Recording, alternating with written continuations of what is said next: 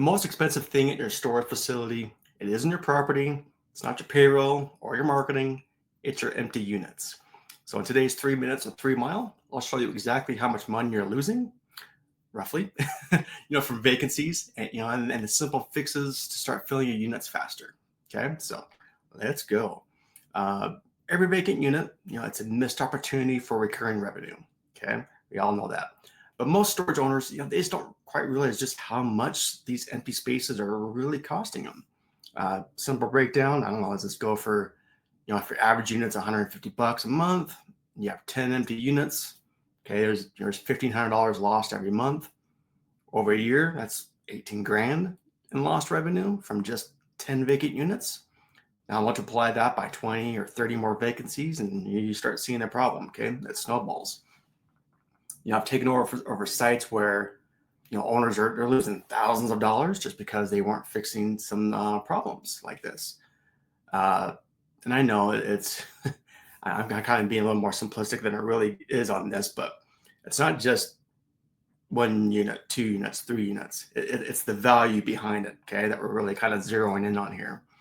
But like I was saying, when I took over these sites, some of the problems that you need to fix is, your facility's not showing up where the renters are searching, Google, your Square Foot, doing local ads. Your online rental process is just way too complicated. So you might be getting people to your website, but then they bail because it just sucks. It's too hard to actually rent a unit. So it's too many steps. There's not too many steps. You're getting abandoned rentals. Your pricing strategy, might be scaring people off. Are you too high, too low? I just did a consultation for a guy last week. He hadn't checked his prices in well over a year, and he was almost 60% higher on multiple units compared to his competition. And he was wondering why he wasn't getting the rentals. So yeah, got to be mindful of that. So it comes down to, if your competition is easy to find, it's simpler to rent from, or, they're priced better, they're getting the move-ins instead of you. So, if you want to stop losing the money on these empty units, you got to focus on these things. Audit your Google business profiles. If you're not in the top results, you're invisible. Okay. Make renting online seamless. I know I keep pounding this a lot lately, but it's so important. Customers, they should be able to, book a unit, get the ball rolling in a minute or less, just to get them on the hook and then go from there. Test your pricing strategy. The right price isn't just about being competitive.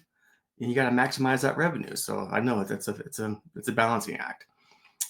When you fix these things, you're going to start seeing more move-ins and more revenue, and obviously, fewer empty units.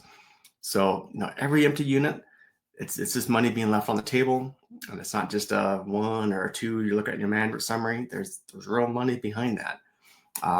The longer it sits, the more you're paying for that lost opportunity.